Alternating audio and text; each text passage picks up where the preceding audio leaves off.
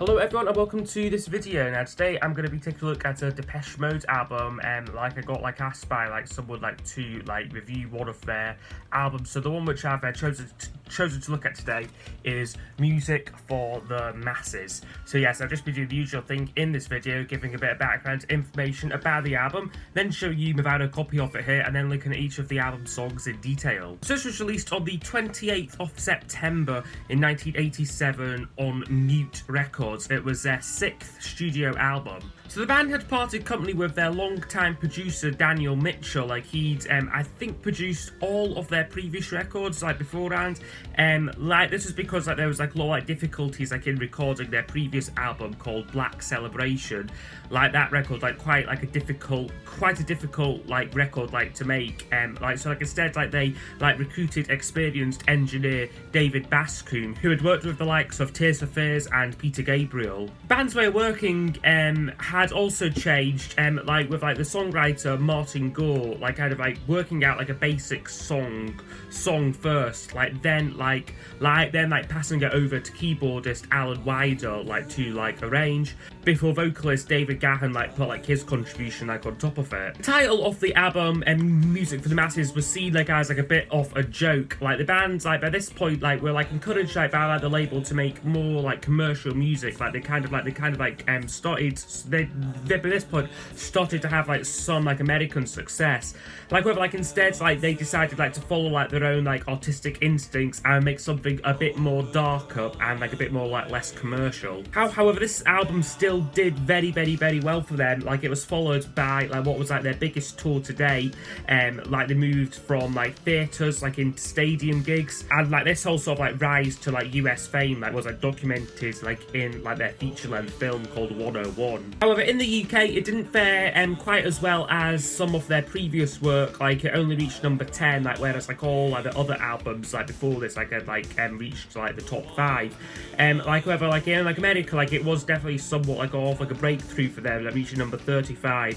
And critically, it was met with mostly good reviews. However, some people, I'd say probably more so in the UK, felt that the band had lost some of the charm off their earlier work. Okay, so I'll now show you a copy of it here. So this is a fairly recent reissue of it, which I got as a gift from James Lobban. So yeah, thank you again for getting me this one here. Lovely cover. I think I just like this imagery it's got going on with these big megaphones in these sort of quite sort of isolated settings and that. Then the inside there just has pictures of the band and lyrics, and it's got an inner sleeve with it as well, which again just has a little passage here which is actually written by Daniel Miller, their original producer, who I don't believe worked with them with this album.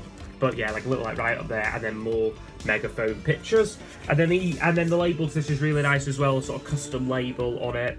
And that is what the record looks like. I'm not sure whether the original copies were packaged exactly like this, with the gatefold again inner sleeve, but for this reissue it is a really nicely done, I think. So anyway, I will now go over each of the album songs. So there's 10 tracks in total, so I'll score each track out of 10 and then use those scores to give us a overall percentage marking for the album.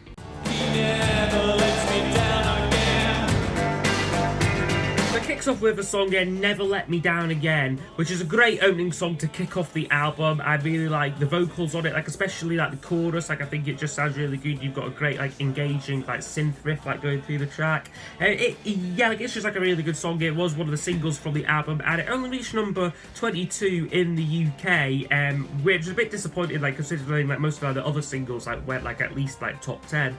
Whether it was a bigger hit in many other European countries, and it would become very much a live favourite for the band, becoming one of their most loved songs. So yeah, Never Let Me Down Again, really good track. I would give that one a 9 out of 10.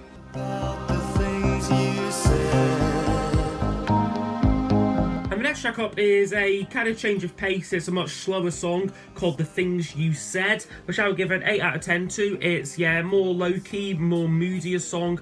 Basically, like, about, like, a, like, downfall, like, off, like, a, like, relationship, like, kind of, like, so, like, through, so, like, spreading rumours, like, around friends. Like, it's also sung by, the songwriter, like, Martin Gore. Like, he gives a very, sort of, like, passionate and, like, sort of, like, personal vocal performance. Like, lines, I got it, like, such as, like, I've heard it from my friends about the things you've said. I've never felt so disappointed. It's kind of like what, like, the lyrics sort of go like. And, like, yeah, again, it's just a good song. It's good, like, instrumentation. I think, like, the musical arrangement complements, like, the lyrical themes really well. So, yeah, that one would get an 8 out of 10. Another really solid song.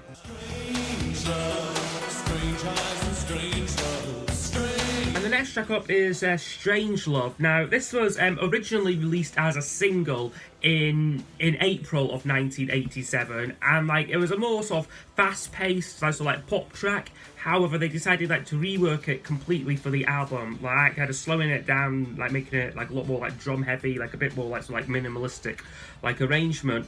Personally though, I'm just not a fan like of the song itself. I think the chorus like is quite weak, and it's just a sort of like a generic like kind of like Depeche Mode like sort of song really. So yeah, for me, nothing special with that one.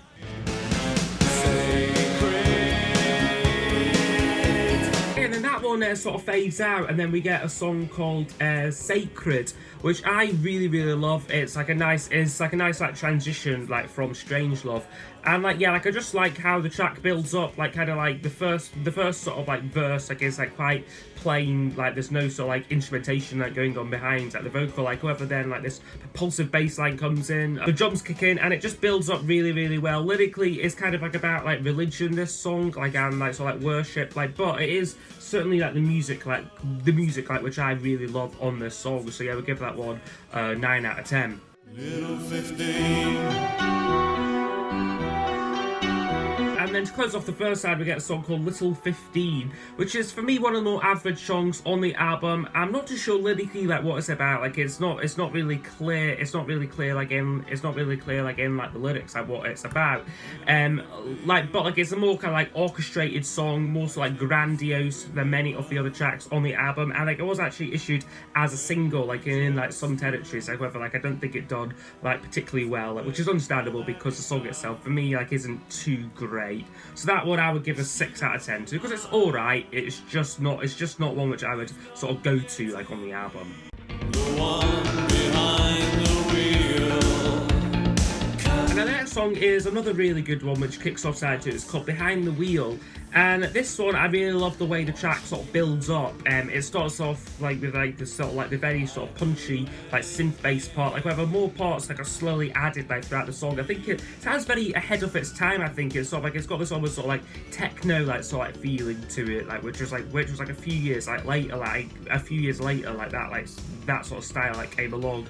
And like the tension like in the track as well, it always feels like it's building because it doesn't have like a chorus this song, like so kind of like you just get the verses like, and like so like you feel like it's gonna build up to something, like whether like nothing like ever comes, like, which I think is like good. Like it just sort of keeps like the momentum like off like the song going, I feel. This was released like as a single and it did get to number 21 on the UK charts. So yeah, like I do feel like it was probably a bit too ahead of its time to really sort of like appeal like to like a really like sort of like wide like commercial audience. But yeah, Behind the Wheel, another good song there. We'll give that one an 8 out of 10. I want you now.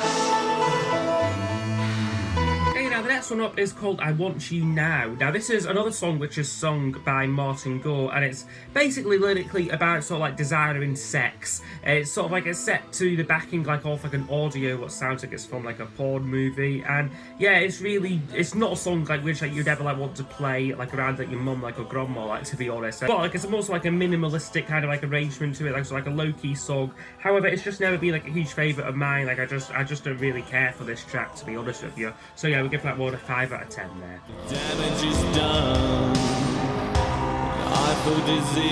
And then the next up is called To Have and To Hold, which is again a little bit more like off like a kind of like a minimalistic sort of song. This one, it basically just consists of like one verse and like then like this sort of like this musical soundscape like towards at the end. I mean, like it's quite a short track, doesn't really do much for me. A little bit of filler like on a little bit of filler like on like the album. Like I mean, it's certainly a lot better.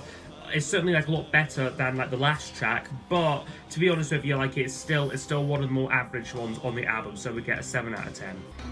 What am I trying to do? What am I trying to say?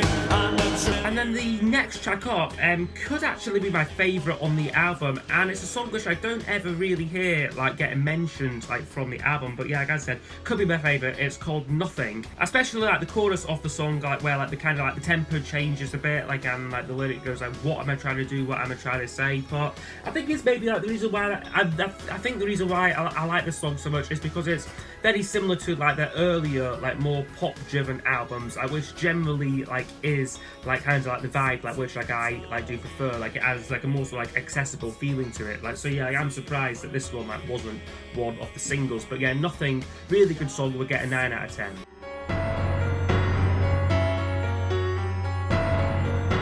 Okay, and then the album closes with a song called Pimp, which is a sort of instrumental and largely experimental track.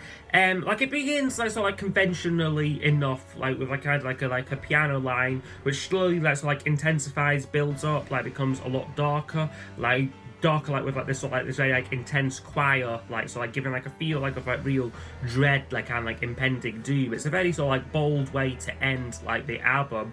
However, again, it's not a song which I would ever play like in isolation, like off the album. Like it's just sort of like an alright, it's just like an alright sort of closer like on the album. So yeah, we'll give that one a 6 out of 10 there. Like kind of like just because it is like so out there, like so sort of different like from the rest of the album.